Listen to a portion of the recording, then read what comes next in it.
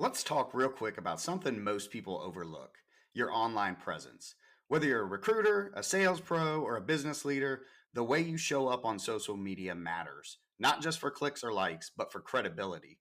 Today's guest is someone who's absolutely nailed this. He's built a brand that's bold, funny, recognizable, and trusted.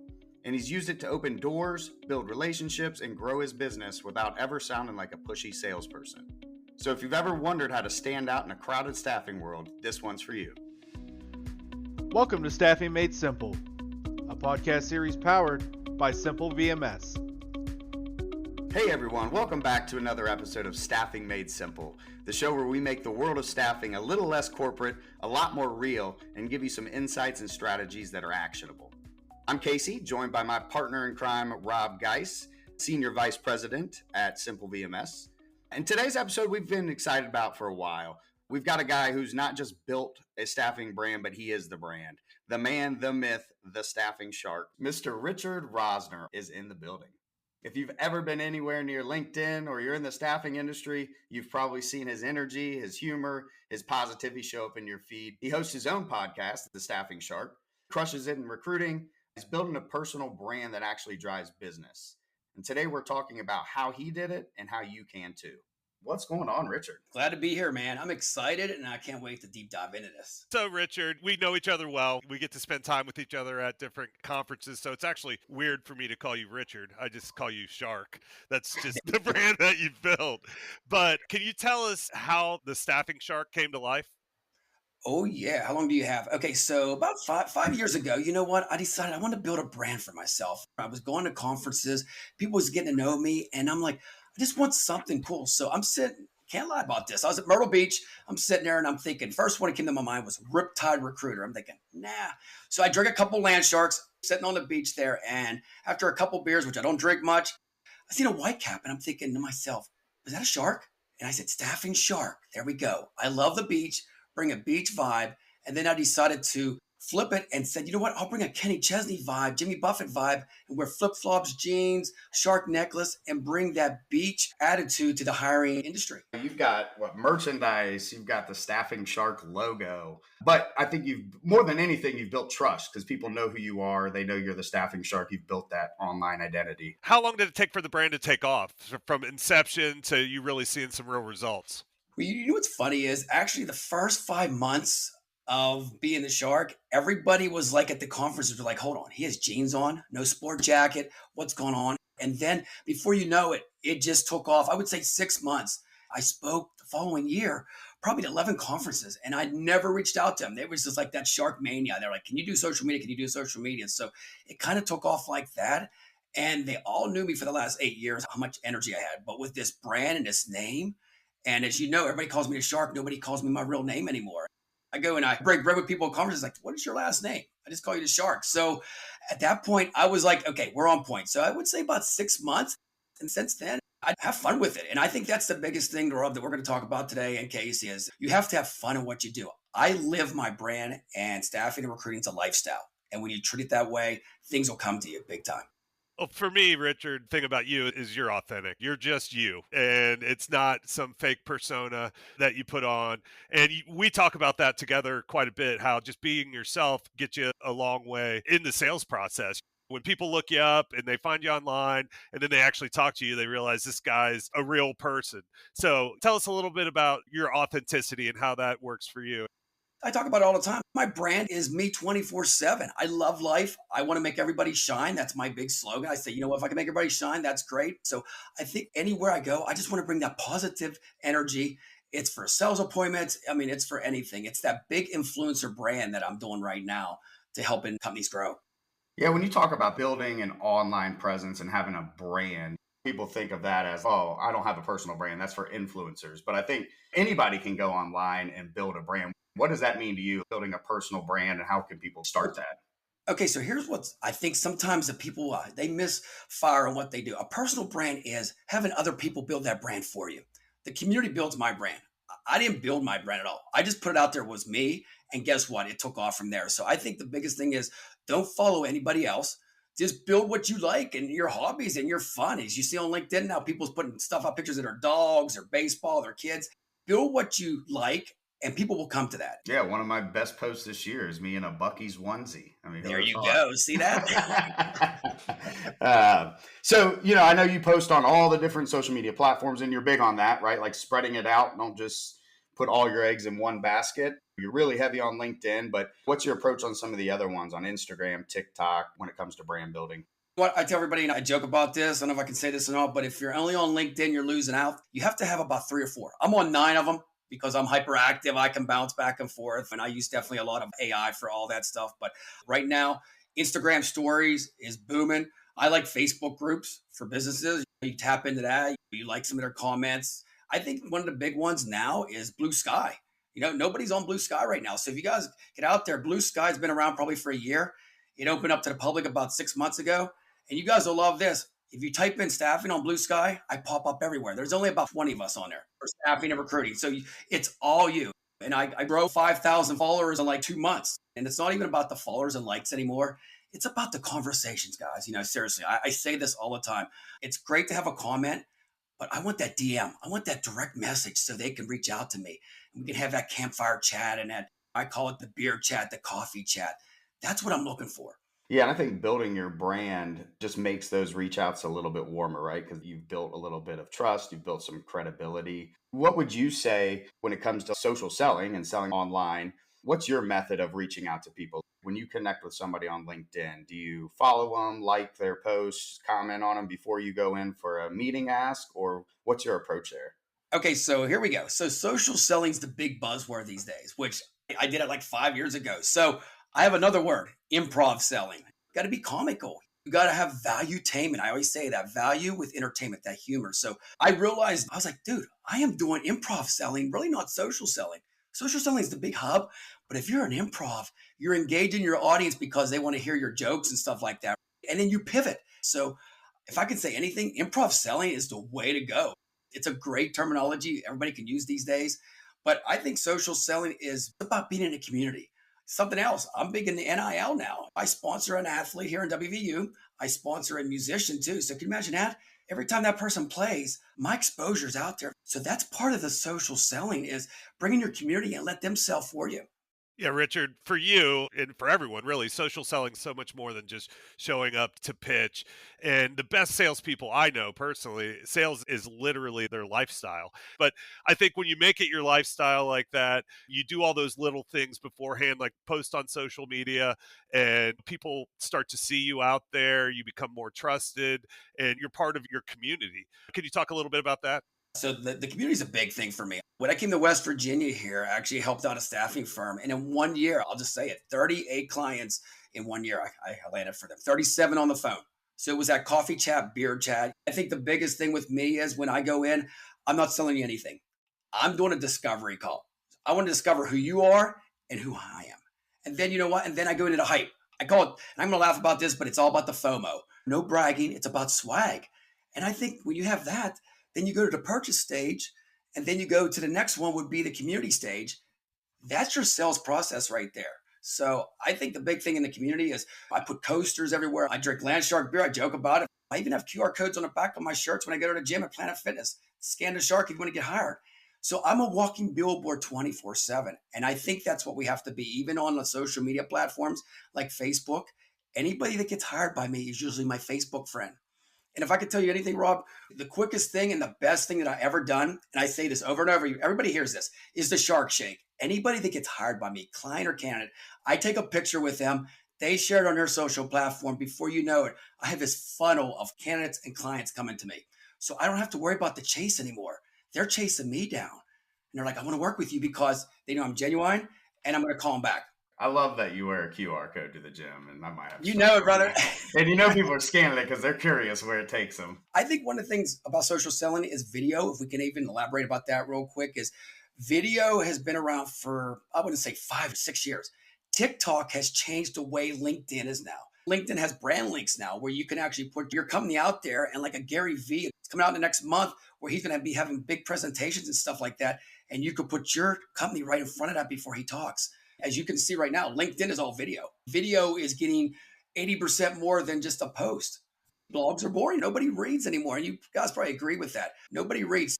And anything goes these days. People want to learn from you, but they also want to be curious too.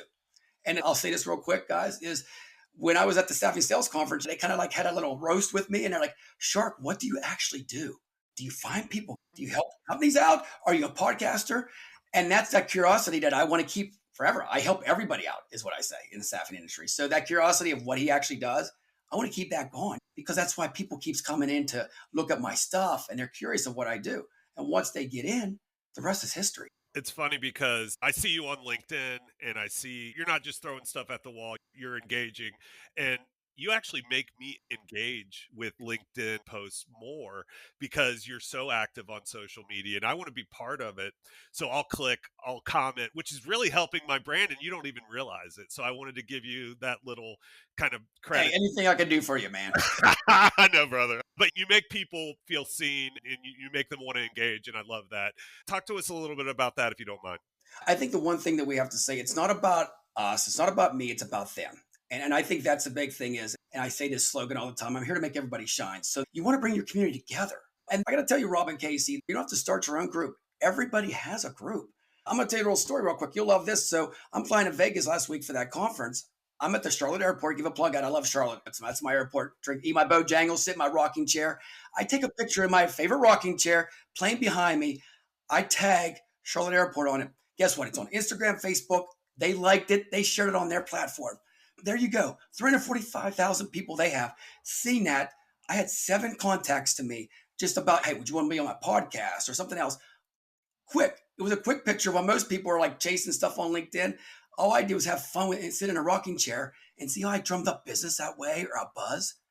That's what you can do. It's not all about talking about staffing all the time. I think if you just talk about having fun and enjoying yourself with your tagline, that's the key. Have your tagline in it and have your face and everything. But yeah, it's about just having fun. So you see how that went viral. And then I have people reaching out to me from Charlotte now in that area. Staying on the subject of social selling, because I know it's very popular right now. It's the way to sell. But I think some people hear social selling and they think, all right, cool, I'm just going to send 100 direct messages today. And that's not it. Not at all. Here's my theory. I'm going to just tell you 25 and 25. 25 companies, you focus on them. You see where their pain points are. You see where their needs are, and then you go after them. Once you close one, you add another one. I don't need 100 clients. 25 keeps going. And that's how I got to 38, which is 25 at a time and keep knocking them down. And I think the big thing about social selling is you got to make it, I'm going to say this word again, value tame it. You got to make humor in it. You got to have fun with it. But I think to get into the client, you got to be different. And the way I get in it is just sending a video out of myself, of being quirky. I mean, WVU stuff. You know, I went to Penn State. I support West Virginia down here. So it's game day. I'm going to send stuff out on a Saturday with some videos. I say, go WVU. Another big thing I'm going to say with social selling is quizzes. Get them involved. Like March Madness, I had a basketball game online that you can just send you. Click it out. You send an email, you shoot some hoops, and you can win a gift card. I think that's what we have to do. We have to give, and then at the end, you'll get everything in return. And I think social selling is more about sending a DM, right, on social media. It's about showing up before the pitch. People trust you, relate to you. You built that credibility. You have a presence online. When I started in staffing, I mean, there's a lot of companies that didn't have websites. They're going off your word and your handshake. Now they can just look you up and find everything else about you that they want. And I would love to hear your thoughts on this. If I'm going to connect with somebody on LinkedIn, typically I want to connect with them and I'm going to like and comment on some of their posts first before I go in for and ask for a meeting, just to show them that I'm involved. I'm a resource for them. What's your thoughts on that? I love what you said there. So here's my take on it. Another word I always say, because I love these little short words. Everybody thinks about social selling. How about interest selling? They have to be interested in what you have, right? And you have to be interested in what they have. I'm going to tell you, most of my appointments I open up with, we're just talking for 5 minutes or 6 minutes about anything, football, sports, and stuff like that. That's how you build that relationship. So go on their profile and check out stuff. If they're in NASCAR or whatever, I tell people all the time, building a relationship just talking about your products back and forth, I'm not gonna lie, it's kind of boring, right? I mean, we want to talk about our interests. We like certain kinds of foods or whatever. So I think social selling is about being social. It says it right there, right?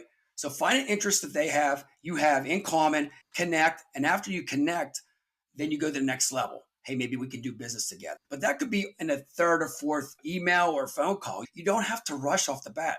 I've done this before. I've studied this where I won't even say anything about doing a service with them. And they're like, how do I get a contract? And then guess what? It goes to the next one, next one. So you want them to almost chase you a little bit.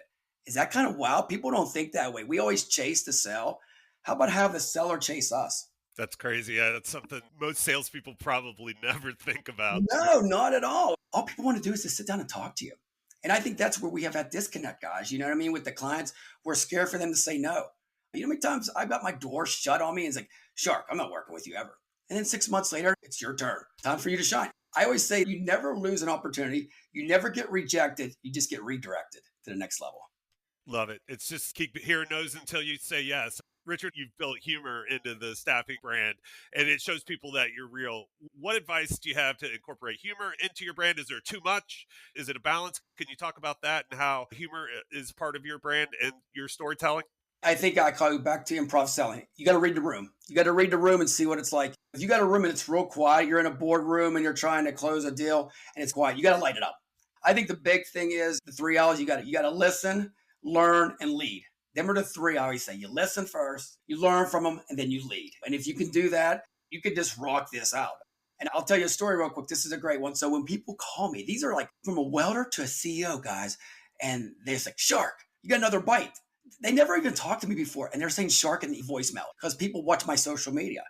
And this is something I can tell people, even though they don't like your stuff or comment on it, there's eyes on you at all times. Just remember that. There's eyes on you all the time. I think humor is just going to get their guards down, right? It shows you're a real person. You're just like them, not too serious. One of my favorite lines is I walk in, somebody ordered Chippendales. And then they look at me like I'm crazy because there's no way in the world Chippendales would hire me. So then I tell them I'm on the B team or the day crew, but it always gets a chuckle, right? Their guards are immediately down and they're willing to talk versus somebody who comes in just super professional. So I think humor just goes such a long way. It does. And I'll elaborate on this. Sales is like a date. It's like the first date. Do you like just say you want to get married on the first date? No, you don't. So why would you try to close the deal on the first time and they shut you down? They want to learn about you. They want to get character. They want to see if you got some vibes. It's about that experience. You know, I say all the time, it's about when they walk in that door or on the phone call, you got to just bring it every day because you don't know what is on the other side. And I think the emotions and stuff like that is what it's all about. If you can tap into somebody's emotions, they're going to love you for life. I'm curious, do you think your approach is different when you talk to different industries? If you're talking to somebody that's doing light industrial staffing or if it's technical? To me, I see a huge difference in the kind of look of, and feel of the brands of the different people. What are your thoughts on that? Yes, I relate to the audience. You have to relate to the audience, and you also have to relate to who you're talking to on the phone. You can hear their voice tone. You can hear if they're engaging with you. And I think the big thing is on the phone call is, I always say that in the beginning, you want them to talk. You're like the host. It's almost like we're having a podcast right now. I say that if you get on a sales call, you're the podcast host and you want to interview them. If you think that way, within 5-6 minutes, it's almost like a Joe Rogan show. They're telling you all about their detail. They're telling you about they're going camping with their family. And then they're like, hey, can we have a meeting and get that contract signed? Here's another one. I'm curious to see what your take is on. There is no prototypical salesperson. Salespeople come from different walks of life. What if somebody's a little more introverted and not as outgoing as potentially we are? How can they work personal branding into their message? You know what? You don't have to be high energy like me all the time. But I think at the end of the day, if you can bring that expertise, but also bring in that real, genuine you. There's no right or wrong way in sales. There's nothing. And the sales books have been written over and over again. It just keeps cycling itself. You know, we can say 10 strategies here. Well, that might not work for somebody over here. So I think the end of the day, just you got to be yourself and feel comfortable. Because if you try an approach that you're not comfortable with, then you're going to fail. So it's almost like football again. I'm Bill Belichick. Here's the playbook. But you know what? Let's do a little bit of audible because you're a little bit quieter. You're more reserved. And let's run a play that way. So I think at the end of the day, just be yourself. Yeah, there's so many tools out there to help you, I think, with posting too, right? With ChatGPT alone, the way you can prompt that thing to sound like yourself and give you ideas, there's really no excuse. It's just a matter of posting. And I love how you said that earlier, is just post it. So many people are scared to post, and not every post is going to do well, right? There's plenty of times where I post something that gets 1 like and then another one gets 60. But consistency is the key. It's out of sight, out of mind. And when you stop posting, people forget about you. So they do. You got to be consistent on everything. And you got to be, like I said, you got to think outside the box. So I hate to say that word, but during COVID, people were down. They're complaining. They're panicking. Guess what I do? I get toilet paper and I said, wipe away COVID, get hired by the shark with a QR code. That went viral. We had 3,000 pieces of toilet paper. So paper equals placements. I can't make that up. That put me on the map in my area. It's like, people's like, how did you think of this? I was like, a glass of wine. I don't even know where I was at. Maybe I was in my office or office number 2. I don't know. But all joking aside, I go to their offices and they still have my toilet paper with the logo. They're like, dude, that's one of the most creative things ever. Something that looks like it was dumb in my eyes. I'm thinking, no, I can wipe away COVID and get you a job, So I think things like that, people remember that, Rob and Casey, and that's what you want. You want a lasting impression with somebody. So, instead of getting that gym bag that they all get out and all that stuff, make your homemade cards or make something fun. I think when we're posting too, especially on LinkedIn, people can get very corporate, but some of the best posts are just you being you, right? It doesn't always have to be about business. I'm not saying go post your steak dinner every night on LinkedIn, but sometimes it's good to just show you as you. It is. And I always say professional headshots. I might get flack on this. I just like a shot. That shot of mine is from Myrtle Beach, like a year ago or 2 years ago. So you know what? I'm just me. I'm not going to take a picture of me like I was in high school with a tie on. That's just not me. And I think, really, to be honest with you, candidates and clients, they want that, just that genuine person. I think our industry, sometimes we say something that we think the client and candidate wants. And I guess from the experience of being on the streets all the time, guys, and interviewing all of these candidates and clients, I had 301 people go to work last year through the West Virginia staffing firm. So, it's like I get to talk to them all. And I ask them, how did you find me? You had a cartoon picture of you looking like Superman with your face on it. Why? And I was curious, so I clicked on it. So I think just being a little bit different, but also having that expertise is what's going to drive you in 25 on LinkedIn. LinkedIn is fun these days. I'm going to tell you guys, as much as people say LinkedIn, I want the old LinkedIn back. It's not coming back, friends. It's not coming back at all. I swear, it's not coming back. AI is here. You got to embrace AI. If I can give a little plug with AI, you got to. I have a boot camp, but at the end of the day, we have to embrace all this. And I think the people that don't change with the LinkedIn, the AI, they're going to get left behind and they might lose their job, guys. So last segment, Richard, I think it's awesome that you have an AI boot camp, first of all. And I think that could be a great place for someone to start. So if you're new to sales and you want to go build your brand, learn how to use tools like AI, where do you start? Basically, you got to build AI agents. So that's what we teach you in the boot camp. So picture this, Rob and Casey. I'm a recruiter by myself, or maybe I have a one-person sales team. I can build 5 AI agents to do pretty much all the sourcing and all the work for me.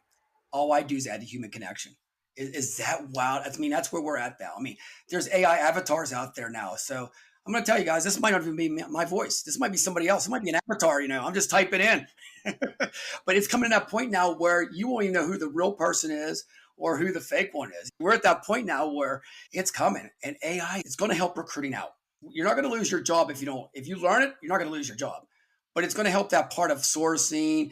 We see voice AI right now for, phone calls and all that stuff. But to still close a deal, you still got to have that human connection. I mean, for me, I still got to have that yinzer and that voice I have. I had to throw that Pittsburgh attitude out to you guys, by the way, since you're from Cincy. But, but yeah, it's about just being real. Yeah, I think people adapt to AI, especially the ones that are using it to maybe help out with those tasks that are time consuming, so they can then focus on recruiting or revenue generating activities and using AI to help them with some of the minutia tasks. Oh, it's amazing what it can do. I love AI now. I've been embracing it for the last 4 or 5 months, swimming in the AI ocean, I call it. And what it can do for you, it's like, wow. I mean, you guys know what ChatGPT is, Case. And Rob, I can get on there and play all day. You can write a book now in 2 days. It's amazing what you can do. Wish I had that back when I was in high school instead of reading Cliff Notes, and trying to cram it at the last night.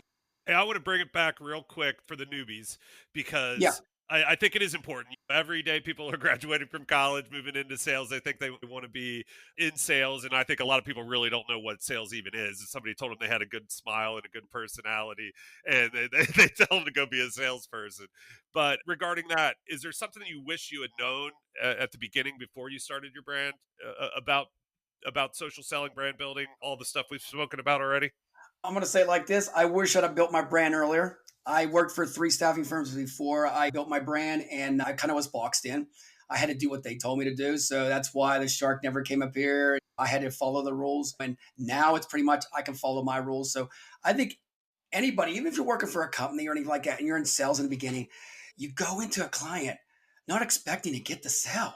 It's a process. And I think so many people get down because sales is up and down. 1 month you're great, next month you're bad. It's just like football, in and out. So what's going to make you a good salesperson is strategically changing with the times. If something doesn't work, try something different and learn from the experts, but put your twist on it. Everything they say, take 50, 60% out, but then put your twist on it too, because that's going to make you feel more comfortable. I'm going to tell you guys, I hate sales scripts. I used to get in trouble all the time back in the day when I first started staffing because they're like, that's not the script. I'm like, dude, I can't cite this script. I just want to talk like me. You're fumbling over the words. Hi, this is ABC Staffing Firm. We have a lot of clients here. We see you have a civil engineering job. We have a candidate for you. Would you like to hire him? Like, really? Like, that's the script. So I think scripts are kind of obsolete. You can have guidelines, but put your own little mojo and your voice into it. I think there's going to be people listening that haven't started building that personal brand, haven't started their social selling journey. So real quick, last question for you is, somebody's got 10 minutes a day on LinkedIn to get started on building that brand. How should they use it? I think the first thing is, though, tap into everybody else that has a brand already. So start liking their stuff, comment on it, trying to be involved in some associations. You don't have to build your brand by yourself. Like I said, we all build it together. So tap into everything, all the resources. I mean, you can tap into myself. I know you guys. I'm always here to mentor people. But I think that starts, and then find a brand that you like. Put a couple taglines. You don't have to be overbearing, but enjoy it. And then post, and post.